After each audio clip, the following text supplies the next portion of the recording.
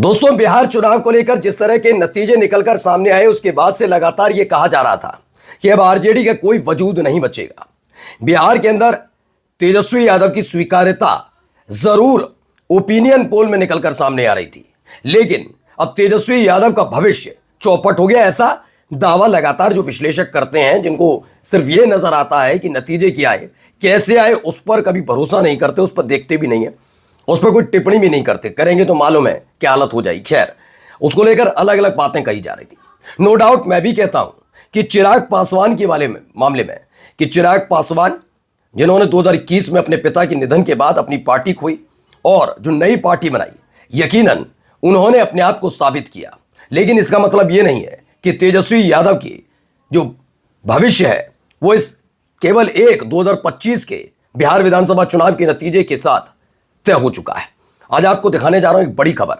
यह बड़ी खबर यकीन मानकर चलिए, कुछ लोगों को, खास तौर पर वो जो क्षेत्रीय दलों को पसंद नहीं करते, उन्हें अच्छी नहीं लगी खबर। खबर क्या है वो भी देखिएगा, और इसके साथ किसने ये सब कुछ कह दिया, कहां तेजस्वी यादव जा रहे हैं, क्या होने जा रहा है, ये तमाम चीजें आज आपको खबर में दिखाऊंगा। नमस्कार, मैं हूं प्राज्वल गौतम और आप देख रहे हैं न्यूज सर्किल।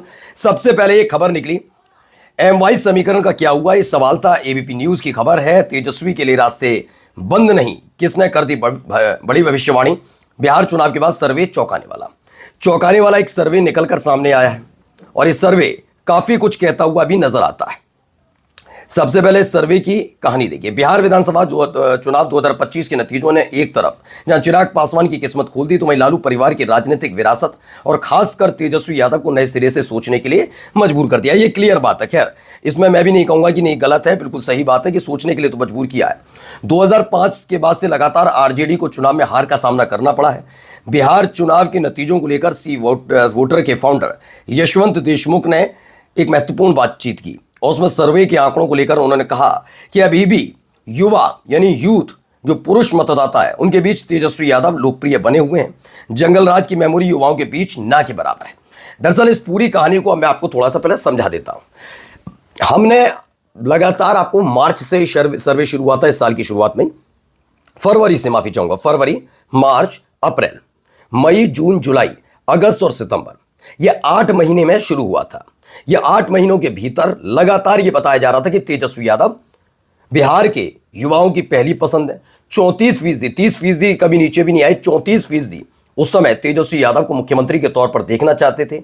और जब जब यह सर्वे आया उसमें यह देखने को मिला कि नीतीश कुमार का नाम उसमें रहता था, लेकिन तेजस्वी यादव के मुकाबले आधा, यानी 34% अगर तेजस्वी यादव को मुख्यमंत्री बनता देखना चाहते थे, तो 17% नीतीश कुमार को। एक नाम और था उसमें, चिराग पासवान का। जरूर 5 से 6% था, लेकिन कम से कम बीजेपी के नेता सम्राट चौधरी से ज्यादा था, कि सम्राट चौधरी 1 से 2% लोगों की पसंद थे कि वो मुख्यमंत्री बने। खैर, मसला इस पर नहीं है। इससे आगे की कहानी यह है कि जब सितंबर में यह हुआ और अक्टूबर में चुनाव की तारीखों का ऐलान हुआ, उसके बाद से ही जैसे ही चुनाव की तारीख का ऐलान होता है, उसके शाम तक इस देश की मीडिया एक सर्वे कर देती है।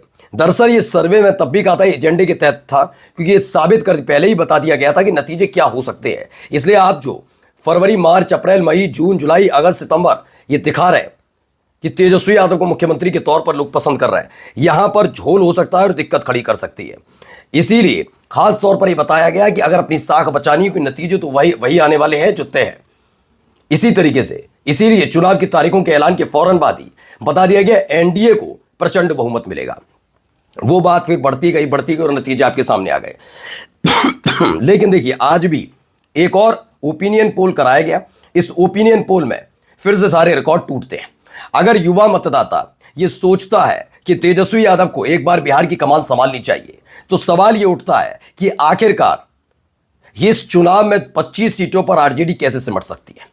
ये विचार करने वाला प्रश्न है भाई। देखो आप, और ये कोई और नहीं है, सी वोटर के फाउंडर कह रहे हैं, यशवंत देशमुख, जिन्होंने कहा ये बात सच है कि हालत आप चाहे से कैसे भी करके लें, लेकिन ये भी बात हकीकत है कि तेजस्वी यादव आज भी लोगों के बीच पूरी तरीके से लोकप्रिय बने हुए हैं। और जंगल राज की जो कहानियां सुनाई जाती हैं युवाओं को कि जंगल राज, ये वो तमाम चीजें, वैसी कोई छवि उनके मन में नहीं है। वजह क्या है, उसकी वजह बताते हैं। जब से आप 20 साल तक सत्ता में रहते हैं, 20 साल हो गए नीतीश कुमार को, बीजेपी ज्यादातर समय तक रही है, मैं कहता हूं उसमें 3 साल आरजेडी के साथ रही। इस 20 सालों के बीच में उन्होंने ये देखा कि किस पार्टी के साथ जब जब नीतीश कुमार गए तो क्या क्या चेंजेस हुए।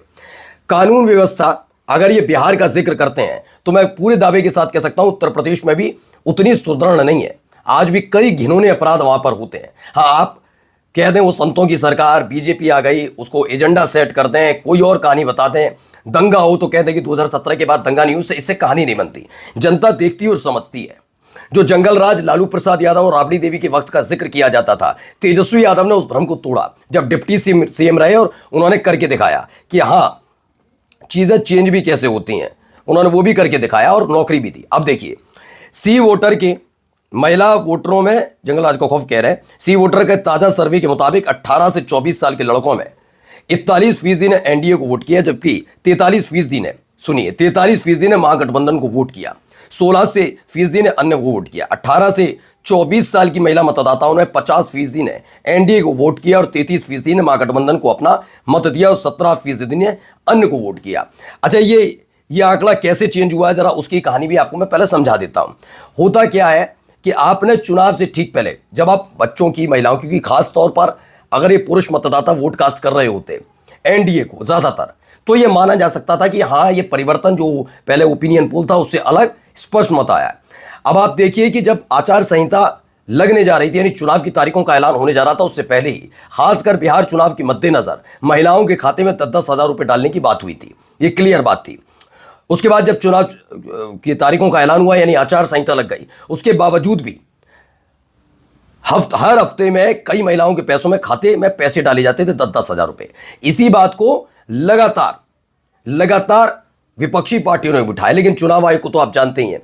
यानी अगर इस पूरे मुद्दे में भी देखा जाए तो पहला वाला जो है पुरुषों के लिए कुछ ऐसा ऐलान नहीं कर पाई एनडीए की सरकार, इसलिए उन्होंने वो जैसे थे वैसे रहे। 41% एनडीए को वोट करते हैं और 43% किसे करते हैं, महागठबंधन को, नहीं आरजेडी के साथ जाते हैं, कांग्रेस के साथ जाते हैं।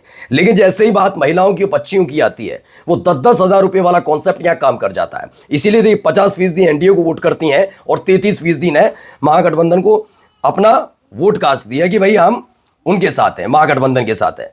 तो अब इसी से अंदाजा आप लगा सकते हैं, जो खेल बताया, दिखाया और समझाया जाता है, उस खेल से इतर भी खेल खेला जा रहा था। यह बीजेपी जानती थी कि जो युवा मतदाता है उनको अपने साथ लाना बड़ा मुश्किल है, क्योंकि एक कॉन्सेप्ट है, पूरा क्लियर कॉन्सेप्ट है। कॉन्सेप्ट क्या है? कॉन्सेप्ट यह है कि ज्यादातर जो पुरुष होता है उसके साथ जुड़ा होता है नौकरी को लेकर, महिलाओं से भी जुड़ा होता है, लेकिन पिछड़े जो इलाके होते हैं उनमें पुरुष पर जिम्मेदारी होती है। ऐसे में जब उसने देखा कि 20 साल में रोजगार को लेकर क्या किया, उस पर वो नाराजगी उनके मन में थी। लेकिन महिलाओं को अपने साथ लाना बीजेपी के लिए आसान हो चल रहा था। उन्होंने कहा केवल कुछ नहीं करना, महिलाओं की तादाद देखी, परसेंटेज देखा, उसके आधार पर ये योजना आई, आचार संहिता की धज्जियां उड़ी और फिर आपके सामने नतीजे। यानी अभी भी हिम्मत हारने की जरूरत नहीं है, क्योंकि आंकड़े जो हैं ये बताते हैं क्लियर कि ये चुनाव जीता नहीं गया, जबरदस्ती जितवाया गया है। अगर चुनाव आयोग थोड़ा भी सक्रिय होता तो काफी कुछ चीजें बदल सकती थी। ये आरोप वाकई गंभीर है। इन आरोपों पर अब तक चुनाव आयोग सिर्फ मुस्कुराकर सवाल को टाल रहा है। जवाब क्यों नहीं देता? नमस्कार।